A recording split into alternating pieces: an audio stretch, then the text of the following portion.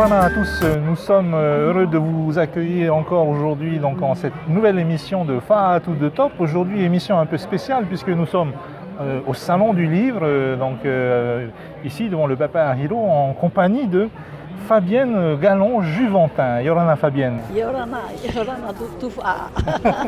Alors, dis-moi Fabienne, quand on s'est rencontrés à la conférence de presse, tout de suite on est venu me chercher en me disant il y a une dame extraordinaire que tu dois rencontrer, elle a 86 ans, elle est pleine de peps et elle est de Fa'a. Alors, est-ce que tu peux commencer par nous expliquer quel est ton lien avec la commune de Fa'a?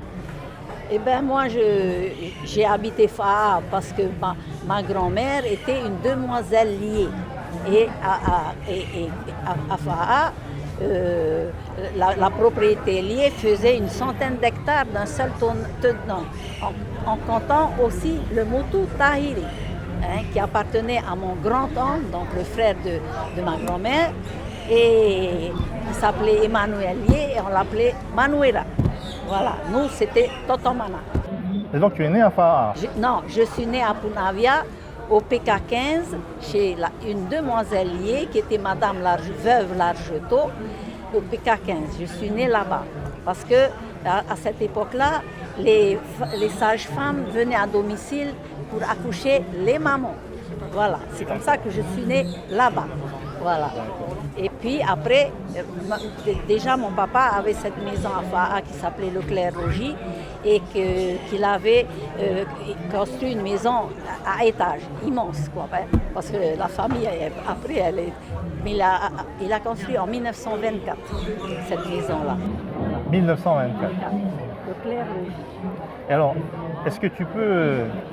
Alors je sais que c'est écrit en partie dans cet excellent bouquin qui est sorti, qu'il faut tout de suite se précipiter pour aller acheter, mais est-ce que tu peux me raconter en quelques mots, c'était quoi l'enfance de Fabienne Juventin à l'époque, donc à Fa'a? Eh bien nous, on vivait pour ainsi dire dans la nature.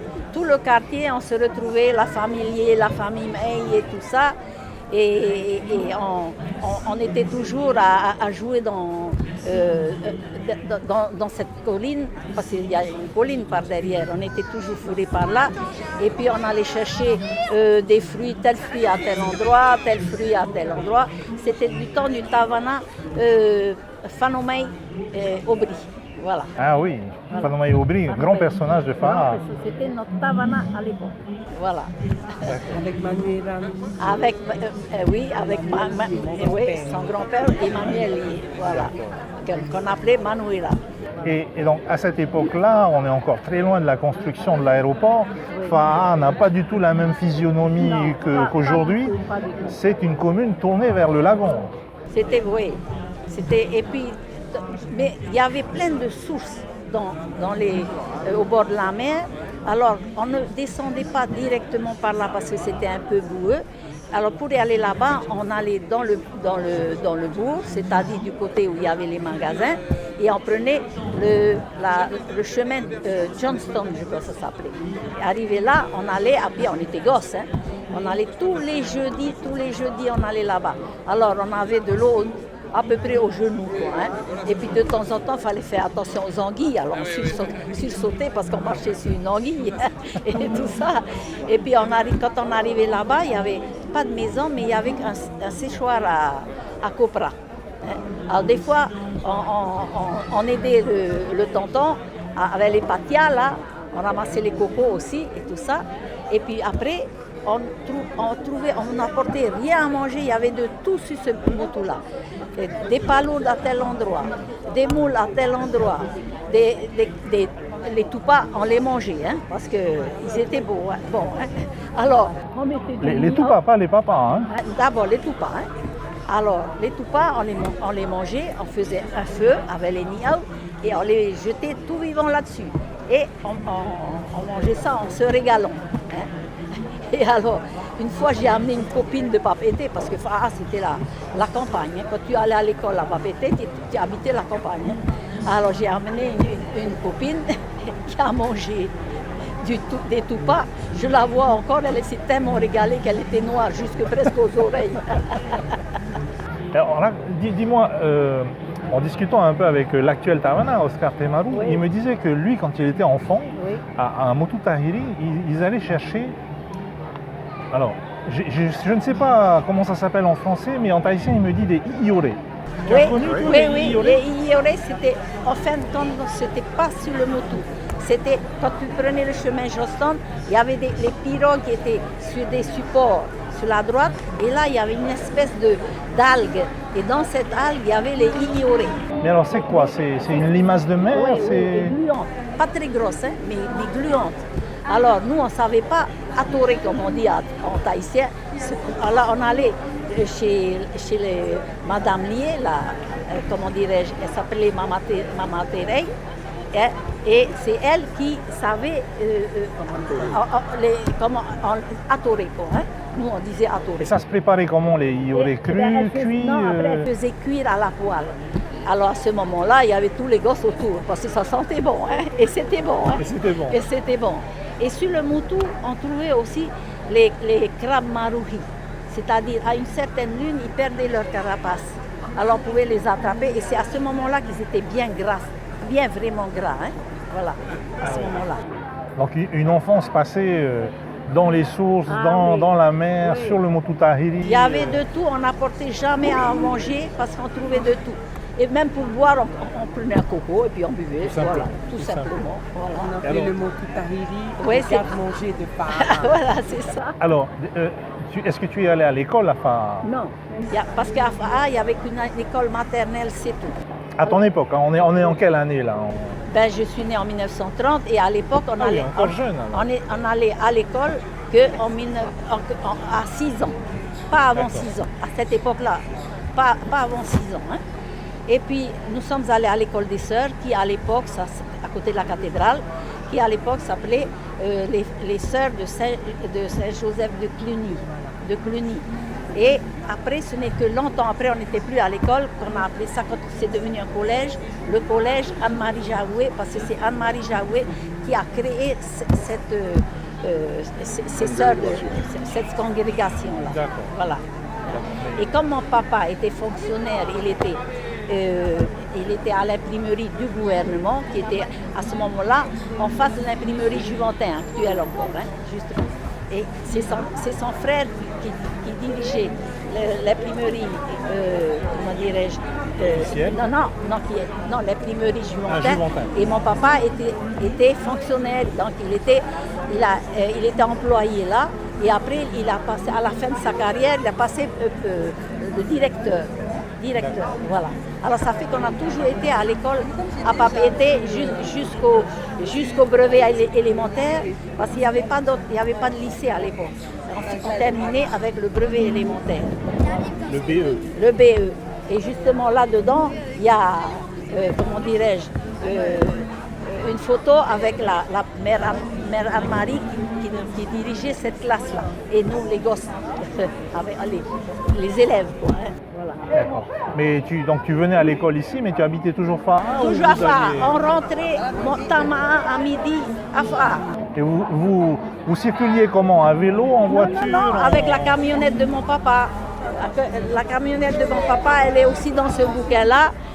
Parce que c'était une camionnette pour la faire démarrer. C'était une Ford, une vieille Ford que son frère avait transformée, dans un tonton à moi, avait transformée en camionnette. Hein. Et alors, pour la faire démarrer, il y avait une manivelle. Il fallait tourner la manivelle et des fois, ça ne marchait pas. Alors, mon papa disait, les enfants, descendez et poussez. Alors, on descendait et on poussait la voiture. Et pour qu'elle démarre, on criait « Aspirine !» Aspirine. Ça démarrait. Alors, du coup, cette voiture, on l'a baptisée Aspirine.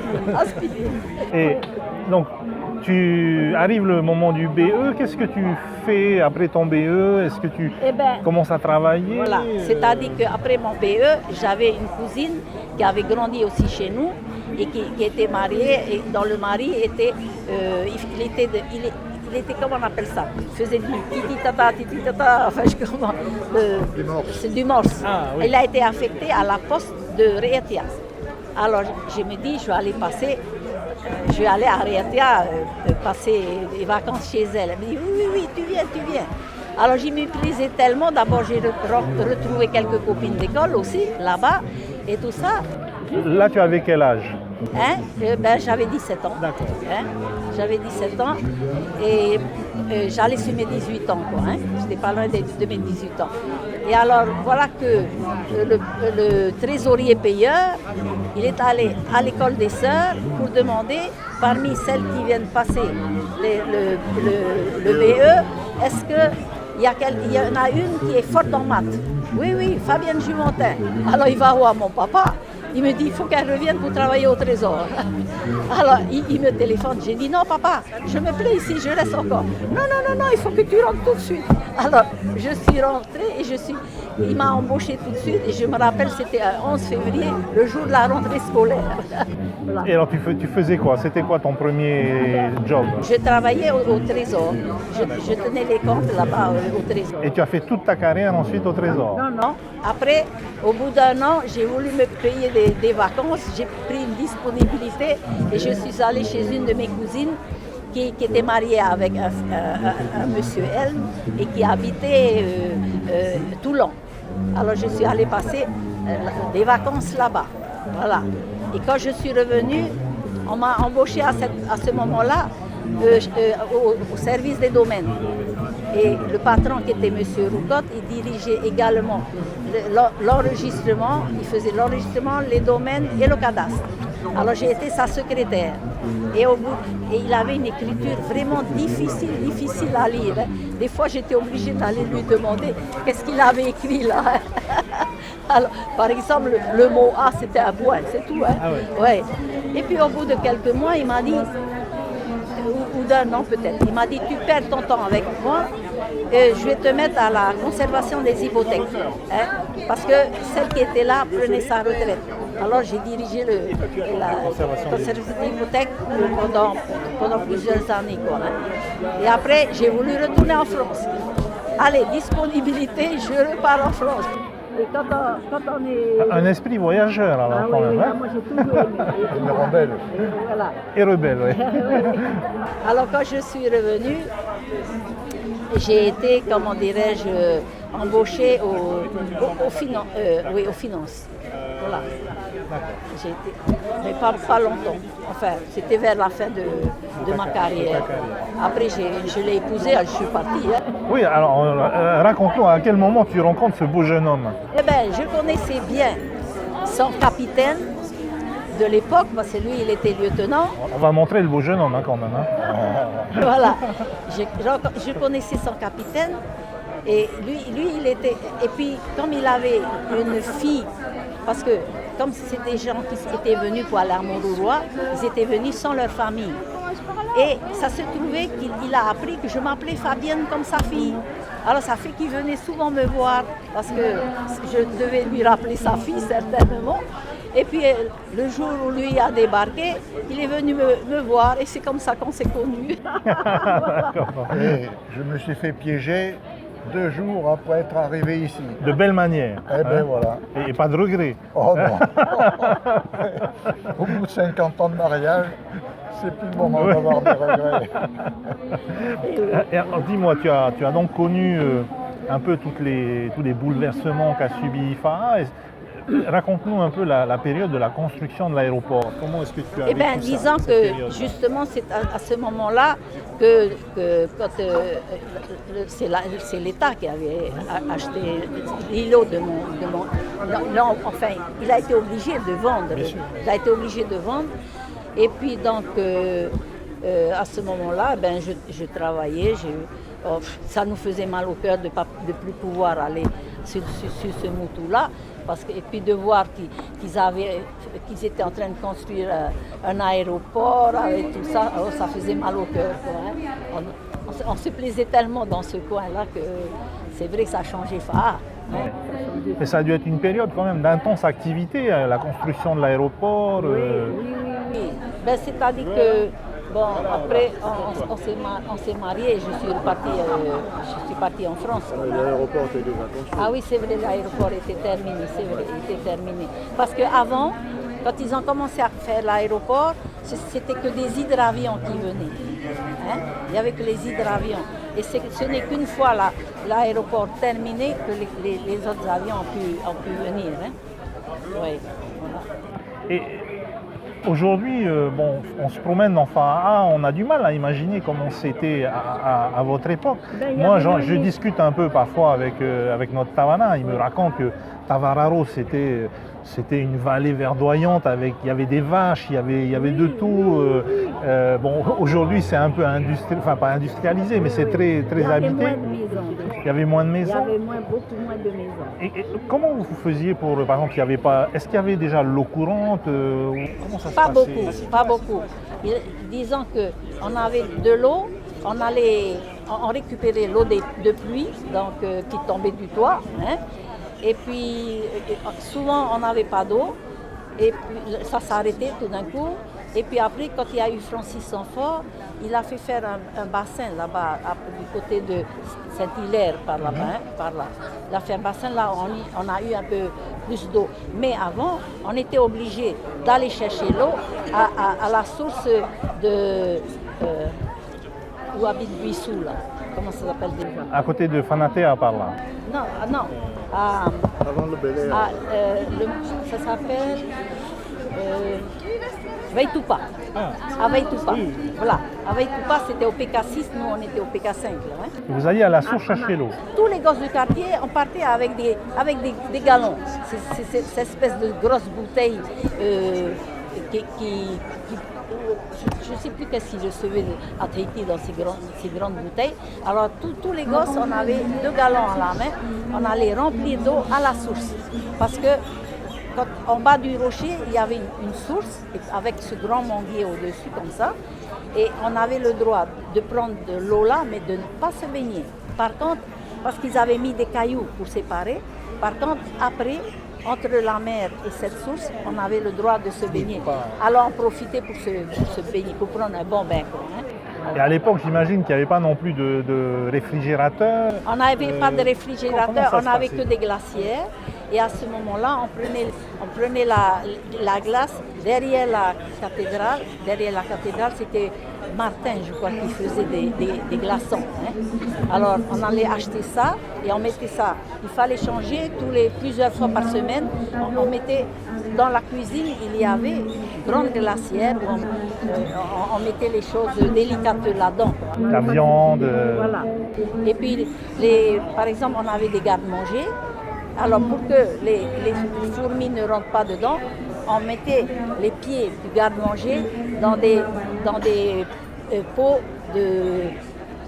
des boîtes de conserve. Les punupata. Tout ça. Et surtout les punus, où il y avait la viande, là, comme on appelait ça. Le punupatro. Punupatro, parce que c'était plus grand, et avec du pétrole. Ça fait que il fallait regarder tout le temps qu'il y ait toujours du pétrole là-dedans. Hein. Voilà. Et puis les maisons n'étaient pas fermées à clé comme maintenant, tu vois. Oui. Hein, c'était pas ça. Alors, et puis nous, on avait notre maison, après qui communiquait par un petit comment dirais-je, qui communiquait à la cuisine. Derrière la cuisine, il y avait la salle de bain. Un peu plus loin, il y avait le faré-poté. Après, il y avait le garage de mon papa. Après, on avait le poulailler. On avait de tout. Les bananiers, nos cochons et tout. Et les cochons, ça nous servait de cheval, des fois. Alors, je fais un rapide calcul entre ton âge et celui de notre Tavana. Tu as dû le connaître quand il était enfant. Il était enfant, oui. Parce que je connaissais bien son papa qui était le seul mouteuil de Fateata. Fateata Chimbo. Voilà. C'était le seul. Alors, est-ce que tu as un scoop pour nous? Est-ce que tu as assisté à des bêtises qu'aurait fait Tavana Oscar petit? Il faisait des bêtises. Non, parce qu'on ne le voyait pas souvent. Voilà. Non, pas du tout. Je connaissais surtout bien son papa, et qui était d'ailleurs le frère de Madame Aubry, la vieille Madame Aubry. Voilà. Et lui, on le connaissait bien. Je savais qu'il avait ces gosses-là, mais on ne les voyait pas dans la rue. Hein. On ne les voyait pas dans la rue. Non. D'accord. On va parler un peu de ton livre. Comment t'es venue l'idée d'écrire ce livre? Est-ce que à un moment donné, tu t'es dit, ah quand même, il faudrait que je raconte tout ce que j'ai vécu? Ou est-ce que c'est quelqu'un, un enfant, un petit enfant ou un neveu, une nièce qui t'a dit, écoute mamie, il faut absolument que tu racontes tout ça, tu nous le racontes à chaque dîner, mais il faut partager. Disons que quand j'ai raconté des fois à des neveux, ils disent ah Tati, mais qu'est-ce que tu m'as dit déjà? Qu'est-ce que déjà tu as raconté la dernière fois tout ça? Tu devrais écrire. Et puis après, alors je mettais des notes quoi. Et puis c'est surtout Michel de Chazot qui est venu à la maison et qui m'a fait dans son émission Rencontre et qui m'a conseillé de mettre tout ça par écrit. Hein. Alors je me suis dit que c'était une bonne idée parce que vu que la vie a tellement changé, ça va peut-être étonner les jeunes de voir comment nous on vivait autrefois. Quoi, hein. Certainement. Voilà.